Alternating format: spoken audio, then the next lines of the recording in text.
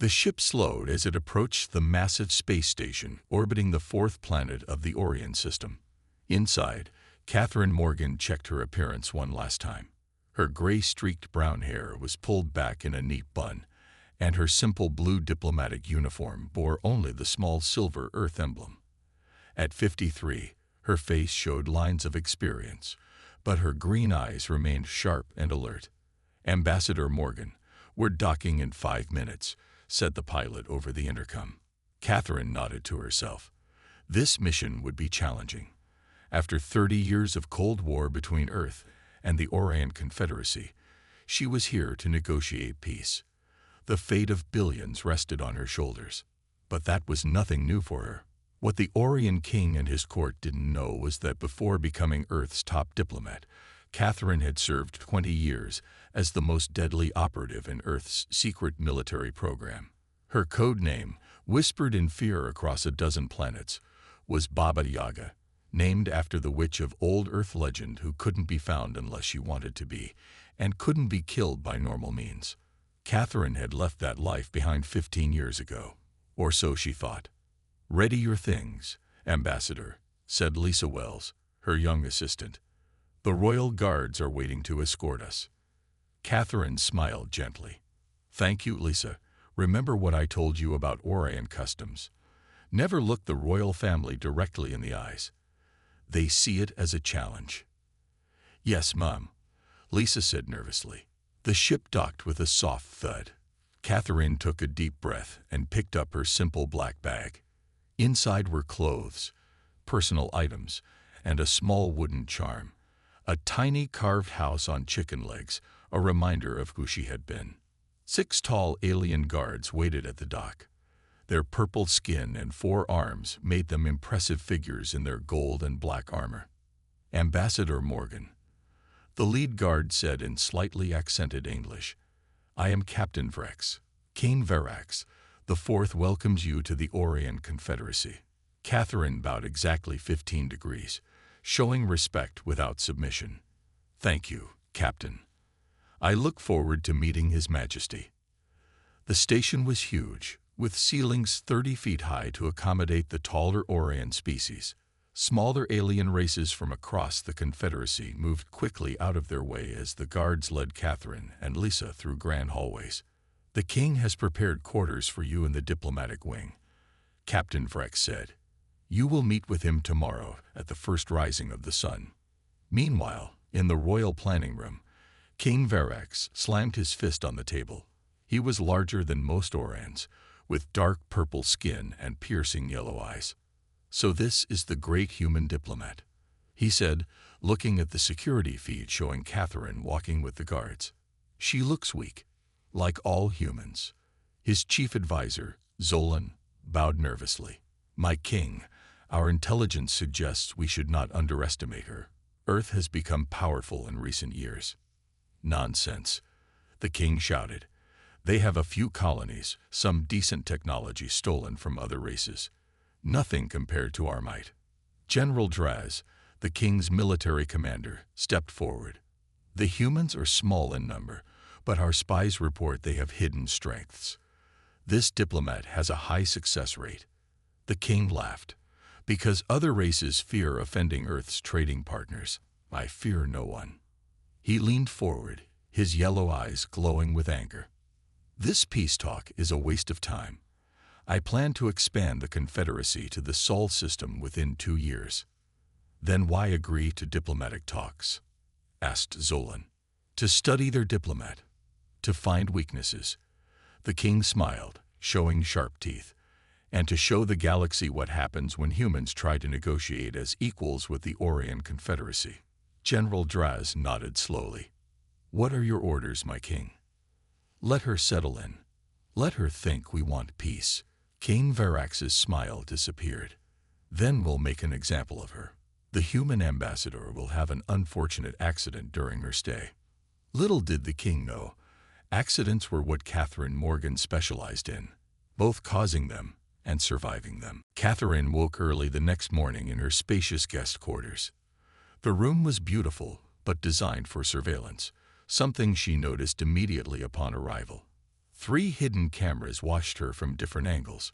She had left them untouched. Let them watch an ordinary diplomat preparing for her day. Lisa knocked on the connecting door. "Ambassador, I've brought your morning briefing." "Thank you, Lisa," Catherine said, accepting the small data tablet. Lisa lowered her voice. "The message from Earth Command is hidden in the agricultural report." Catherine nodded slightly. Earth expected trouble too. She quickly read through the hidden message while pretending to review trade documents. 2 hours later, Captain Vrex arrived to escort her to the throne room. The massive hall was filled with aliens from across the Confederacy, tall Orions, tentacled Zirconians, and dozens of other species Catherine recognized from her diplomatic and operative days. "Ambassador Catherine Morgan of Earth," announced a court official. Catherine walked forward with perfect posture, feeling hundreds of eyes on her. The throne sat on a raised platform. King Verax looked down at her with poorly hidden disdain. "Welcome to the heart of the Orion Confederacy," the king said loudly for all to hear. "We are pleased Earth finally seeks peaceful relations with us." Catherine bowed precisely. "Thank you, Your Majesty. Earth has always valued peace." The king's eyes narrowed slightly. "Indeed, we shall discuss terms tomorrow. Tonight, you will join us for the Feast of 7 Moons, a great honor for an Earth diplomat." "The honor is mine," Catherine replied, recognizing the calculated insult in his words. Not an honor for her, but for her planet, implying Earth was beneath notice. As she stepped back, a tall Orion male approached her. He looked similar to the king but younger, with lighter purple skin. "Ambassador Morgan," he said quietly, "I am Prince Sereth. Might I show you the royal gardens? They are quite famous." Catherine smiled. "I would enjoy that, Your Highness." In the gardens, massive alien plants created private spaces between pathways. The prince led her to a secluded bench.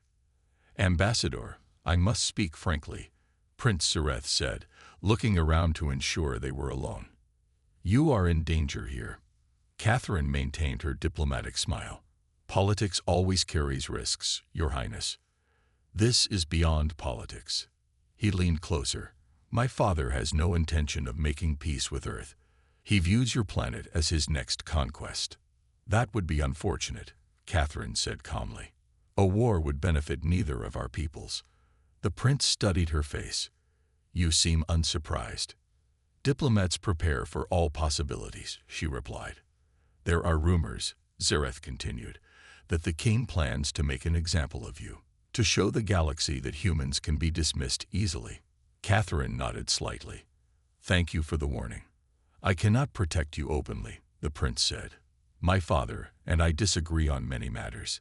He sees my desire for peace as weakness." "Why tell me this at all?" Catherine asked. "Because I believe war with Earth would destroy the Confederacy." Zareth looked troubled. "There are stories about your kind, that your planet appears primitive but hides great strength." Catherine smiled. "Earth is committed to peaceful cooperation." "Ambassador," a female voice called out. A blue-skinned alien approached them. "I am Ambassador Lyria of the Pleiades Coalition."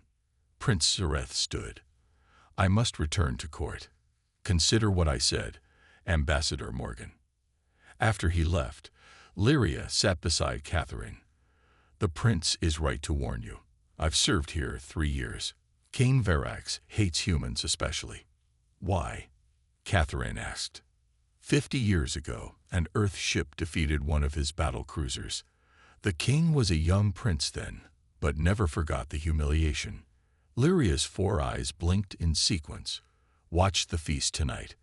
In Orion culture, where you sit shows your importance, and what you are served can carry messages." Catherine understood perfectly. "Thank you for the cultural insight, Ambassador Lyria." As night fell, Catherine prepared for the feast, selecting her simplest diplomatic attire. She left her quarters appearing completely defenseless. The small wooden charm of the house on chicken legs remained hidden in her pocket, her only acknowledgement of what might come. Meanwhile, in the king's private chambers, General Draz received final instructions. "Tonight we begin," the king said. "Nothing traceable, nothing obvious. Just a message to Earth about their place in the galaxy." The general bowed. "It will be done, my king." The Feast of 7 Moons lived up to its name. 7 huge colored moons were visible through the massive crystal ceiling of the banquet hall. Hundreds of aliens sat at long tables arranged by rank and importance. Catherine immediately noticed her place, far from the king, at the lowest table. A calculated insult, Lisa whispered as they were seated. Catherine smiled calmly. "It gives us a perfect view of everyone else." Servants brought plate after plate of strange foods to the tables. When they reached Catherine, a tall Orion server placed a gleaming blue drink before her. Unlike the golden drinks served to others, this one had a slight shimmer to it. Catherine's enhanced senses, a gift from her operative days, detected the faint smell of Thorothian poison, odorless and tasteless to most species, but fatal within hours. A clever choice, it would seem like a natural reaction to alien food. The server bowed and moved away. Catherine casually picked up the glass and raised it in a toast toward the king's table. King Verax watched her with barely hidden anticipation. She pretended to sip the drink, letting none pass her lips. Then she set it down and engaged Lisa in conversation. Across the room, she noticed Prince Sirith watching with concern, and Ambassador Lyria's 4 eyes blinking rapidly, a sign of distress in her species. Throughout the meal, Catherine moved the glass occasionally, pretending to drink more. By the feast's end, the king looked confused and annoyed. The glass was empty, yet Catherine showed no signs of illness. What no one saw was Catherine emptying the drink into a special absorbent patch hidden in her sleeve whenever attention shifted elsewhere. Later that night, Catherine sat in her quarters, sending an encrypted message to Earth Command. She detailed the assassination attempt and the political situation. As she finished, her enhanced hearing caught the soft click of her door lock being overridden. Catherine quickly erased her message and pretended to sleep. The door slid open silently. 3 royal guards entered, weapons drawn. Their leader spoke softly into a communicator. "We have the target. Proceeding with extraction." Catherine remained still, monitoring their movements through nearly closed eyes. When the first guard reached for her, she moved. 20 years of combat experience flooded back instantly. She grabbed the guard's arm and twisted, using his momentum to throw him into the second guard. Both crashed into the wall with a heavy thud. The third guard raised his weapon, but Catherine was already beside him. A quick strike to his neck dropped him unconscious. The first guard struggled to his feet, reaching for an alarm. Catherine delivered a precise blow that sent him down again. She moved quickly around the room, disabling all 3 guards with efficient, nearly silent movements. When it was over, she stood in the center of the room, breathing calmly. The whole encounter had taken less than 30 seconds. Catherine quickly bound the guards with bedsheets and injected them with a mild sedative from her hidden medical kit. They would wake with headaches and no memory of what happened. She arranged them in positions suggesting they had fought each other, then damaged the security cameras. She returned to bed just as security alarms began blaring in other parts of the station. Something to draw attention away from her room, she guessed. King Verax was being thorough. The next morning, Captain Vrex came to her door looking troubled. "Ambassador Morgan," he said stiffly, "there was a security incident last night. Did you hear anything unusual?" Catherine looked appropriately confused. "I slept surprisingly well, Captain." "What happened?" "Your guards were found unconscious. They appear to have fought among themselves." He looked around suspiciously. Very unusual behavior for royal guards. "How strange," Catherine said. "Are they all right?" "They will recover," Vrex said, "but they remember nothing of the incident." Catherine looked concerned.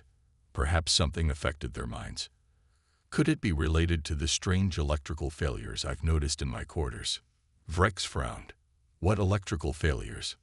The lights flickered several times, and I believe the security cameras may be malfunctioning." She pointed to the damaged cameras. Captain Vrex studied her face, seeing only a concerned diplomat. "I will have maintenance check the systems. Please be careful, Ambassador. The king would be most displeased if anything happened to you."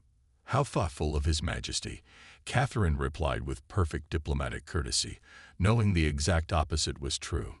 After Vrex left, Catherine prepared for the day's negotiations. The king had made his first move. She had countered it without revealing her true abilities. The next move would come soon, she was certain. Far away on Earth, Admiral William Carter frowned at the coded message on his screen.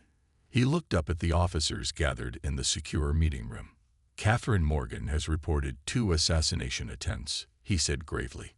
The room grew quiet. Admiral Carter continued. "First, a poisoned drink at a diplomatic dinner. Then armed guards tried to take her from her quarters." "Did she handle it?" asked General Susan Rivera. "Of course she did," Carter replied. "This is Baba Yaga we're talking about." The youngest officer in the room, Lieutenant Alan Banks, looked confused. "Sir, I thought Ambassador Morgan was a career diplomat." Carter exchanged glances with the older officers. "She is now. But before that..." He pressed a button, and the room's screens displayed a classified file. 20 years ago, Catherine Morgan was our most effective operative. Codename, Baba Yaga. She ran missions no one else could complete. Toppled dictators. Prevented wars. The kind of missions that officially never happened. The screen showed images of a younger Catherine in combat gear, mission reports with most details blacked out, and target lists with every name crossed off. "We called her Baba Yaga after the witch from old Russian stories," Carter explained. "Because like the witch, she was impossible to find unless she wanted to be found. Impossible to stop by normal means. And now, she's a diplomat." Lieutenant Banks asked. "The best one we have." Carter nodded. 15 years ago, she requested transfer to diplomatic service. Said she was tired of solving problems with violence. Turns out she was equally talented at solving them with words. General Rivera looked troubled. "If the Orion King is trying to kill our top diplomat, that's an act of war." "Catherine hasn't requested extraction," Carter said. "She believes completing the mission is still possible. Or she plans to handle it herself," another officer suggested. Carter nodded grimly. "That's what I'm afraid of." Meanwhile, back on the Orion space station, Prince Zareth sat in his private library, studying his computer screen with growing concern. He had been researching Earth's military history, searching for anything that might explain Ambassador Morgan's unusual calmness in the face of danger. Most files showed Earth as a relatively peaceful planet with a modest defense force. But occasionally, he found disturbing gaps in information. Missing reports, unexplained changes in planetary leadership across the galaxy, and in several cases, rumors of a human operative involved. His research was interrupted by a message from Ambassador Lyria requesting an urgent meeting. They met in a secure garden room, free from surveillance. The guards who tried to take Ambassador Morgan have been transferred off station, Lyria said quickly. The king claims they suffered from food poisoning that affected their minds. "Do you believe that?" Zareth asked. "No," Lyria's 4 eyes blinked in sequence. "I have served in 3 galactic courts. I know an assassination attempt when I see one." Zareth lowered his voice. "I've been researching Earth. There are strange gaps in their military history, and rumors of a human operative that other species feared. They called this operative Baba Yaga, a myth to scare politicians," Lyria dismissed. "Maybe not." Zareth looked troubled. The timing of Ambassador Morgan's diplomatic postings matches perfectly with the disappearance of these rumors. At that moment, in the royal planning chamber, King Varax was furious. "How did she survive the poison?" he demanded. "That amount of Xorothian extract would kill any species in the known galaxy." General Draz looked uncomfortable. "Perhaps humans have unknown resistances, my king." And the guards, 3 elite royal guards overpowered without raising an alarm. The king smashed a decorative vase against the wall. I want her eliminated before the next negotiation session. My king, Draz said cautiously, perhaps we should consider actually negotiating. Earth has nothing I fear, Verax shouted. They are a minor power pretending to be important. I will not be made a fool by a gray-haired human woman. As you wish, Draz bowed. I will handle it personally this time. Meanwhile, Catherine Morgan sat calmly in her quarters, cleaning under her fingernails with a small tool. Anyone looking closely would realize it was actually a lockpick. She could feel the situation escalating. Soon, she would need to send another message to Earth. The king was becoming desperate, and desperate enemies made bigger mistakes. 3 days had passed since the last assassination attempt. Catherine attended diplomatic meetings each day, calmly presenting Earth's proposals for peace. The king seemed distracted, often whispering with General Draz during the sessions. On the 4th morning, Catherine received a message inviting her to a private tour of the famous crystal gardens on the station's outer ring. The invitation came from Prince Sirith, but something about the wording felt wrong to Catherine. She prepared carefully, wearing a simple blue diplomatic uniform, but added special thin armor underneath, a precaution from her operative days. She left a coded message for Lisa about her location, then headed to the meeting point. The crystal gardens were beautiful, but strangely empty when she arrived. Normally, they would be filled with visitors. Catherine's senses sharpened immediately. Ambassador Morgan, thank you for coming, said General Draz, stepping out from behind a large crystal formation. He was alone, without his usual guards. General, Catherine nodded politely. I was expecting Prince Zurith. The prince was called away on urgent business, Draz said smoothly. He asked me to show you the gardens instead. A lie, Catherine knew instantly. But she smiled and followed as the general led her deeper into the garden maze. These crystals are quite rare, Draz explained, found only on 3 planets in the Confederacy. They're beautiful, Catherine said, noticing they were now in a section without security cameras. Indeed, Draz stopped walking. It's a shame you won't have time to appreciate them fully. 6 armed guards stepped out from behind various crystal formations, weapons drawn. Catherine sighed internally. Not very creative. What is this, General? She asked calmly. A private tour, Draz smiled coldly. To our most secure facility on Orion's 2nd moon. The king wishes to discuss matters away from interfering parties. Catherine understood perfectly. The king planned to make her disappear. And if I decline this invitation? She asked. Then these guards will escort your unconscious body instead, Draz said. Please don't make this difficult, Ambassador. We have transport waiting. Catherine looked around slowly, assessing her options. 6 guards, all with stun weapons. The crystal formations offered some cover. The ceiling was high enough for movement. Very well, she said, apparently resigned. Lead the way. Draz seemed surprised by her easy surrender, but quickly gestured toward an exit. As they walked, Catherine activated a small device in her pocket, a signal to Earth that she was being taken. The small transport ship was waiting at a private dock. Once aboard, a guard roughly pushed Catherine into a seat and secured restraints around her wrists and ankles. These are unnecessary, General, she said calmly. Safety protocols. Draz replied, not meeting her eyes. He knew this was wrong. Kidnapping a diplomat violated every galactic law. The flight to Orion's 2nd moon took 3 hours. Catherine spent it watching, listening, and preparing mentally. She counted 14 guards total, plus Draz and the pilot. Not impossible odds. The moon base was built into the rocky surface, with few windows and many security checkpoints.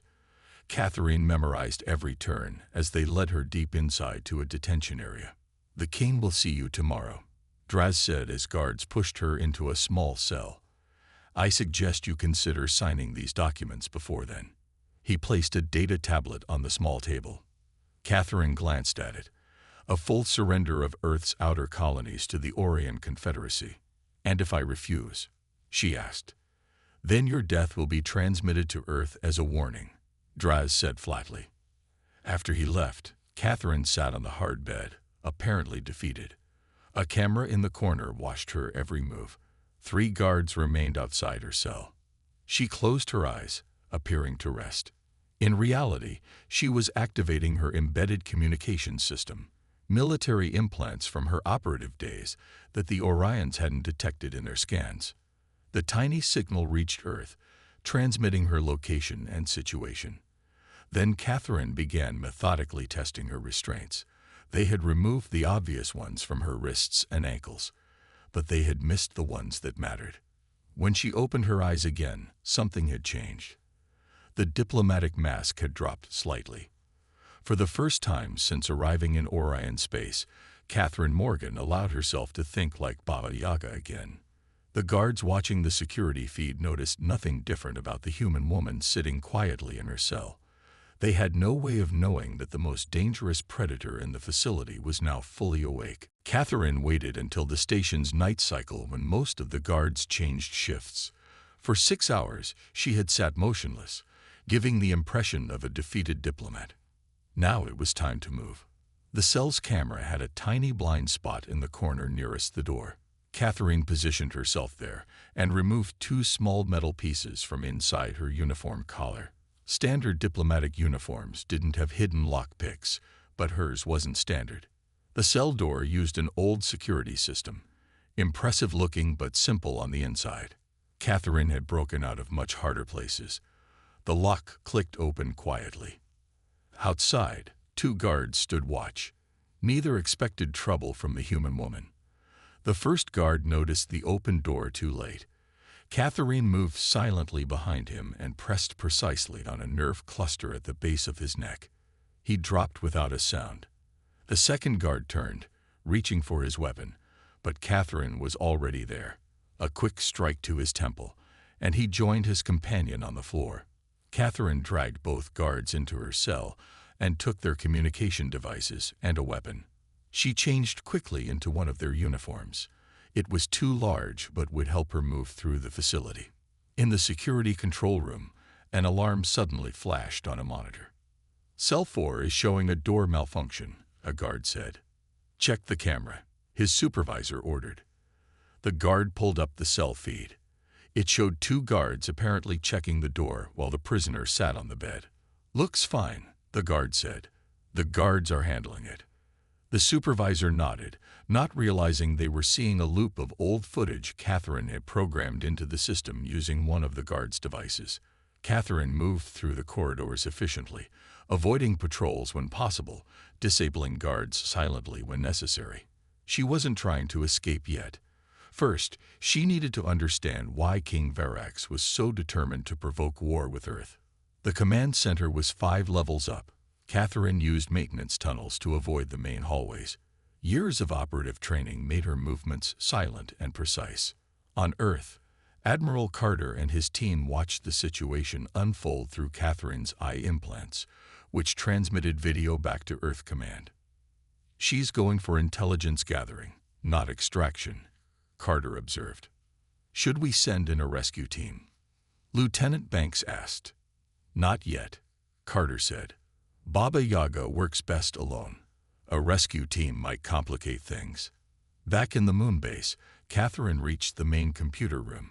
2 technicians worked at their stations, unaware of her presence until she placed a hand on each of their shoulders and pressed firmly. Both slumped forward, unconscious. Catherine quickly searched the computer files.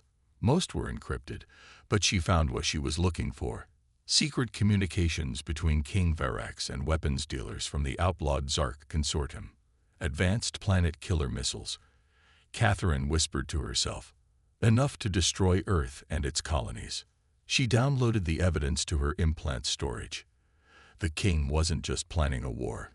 He was preparing for total destruction of humanity. An alarm suddenly blared throughout the facility. Someone had found the unconscious guards. Intruder alert. All personnel to security stations. The announcement echoed through the hallways. Catherine moved quickly toward the hangar bay. Her original plan to gather intelligence and wait for extraction wouldn't work now. She needed to get this information to Earth immediately. 4 guards blocked the hallway ahead. Catherine didn't hesitate.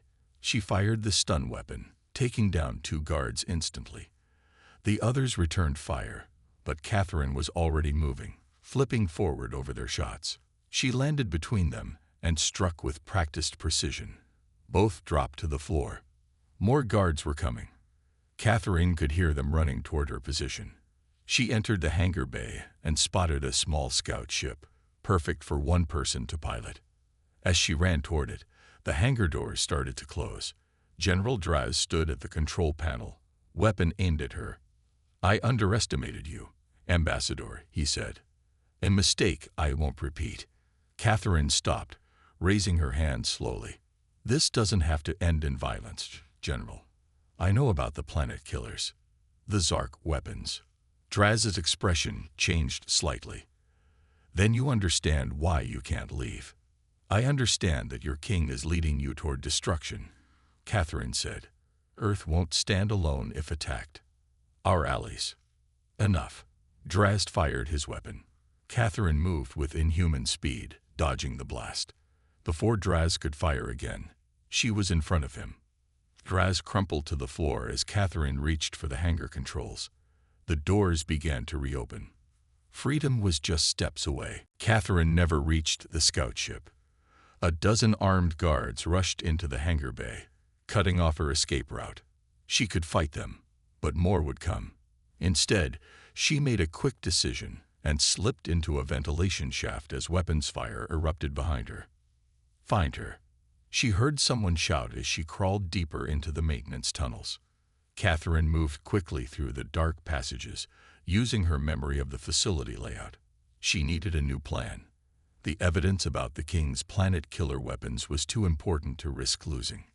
Meanwhile, on the main space station, Prince Zurith received urgent news about Ambassador Morgan's abduction. "My father has gone too far," he told Ambassador Lyria. "Taking a diplomat prisoner is an act of war. What will you do?" Lyria asked, her 4 eyes blinking anxiously. "I must return to the main planet immediately," Zurith decided. "The Royal Council needs to know what the King has done." Back on the moon base, King Verax arrived by royal shuttle, furious about the security breach. "How did one human woman overcome 15 of my guards?" he shouted at the base commander. We don't know, Your Majesty," the commander stammered. "She moves like no human we've encountered before." "Find her," the king demanded. "Lock down every level. No one leaves this facility." Catherine listened to the king's orders through the ventilation system. Her escape options were disappearing quickly. She needed to reach the communications center to transmit the weapons data to Earth. Using her implants, Catherine mapped a route through the maintenance tunnels. 3 levels down, 2 sections over. It would be heavily guarded, but she had no choice. As she moved silently through the dark passages, Catherine remembered her training. 20 years ago, her instructor had taught her how to move through enemy territory unseen.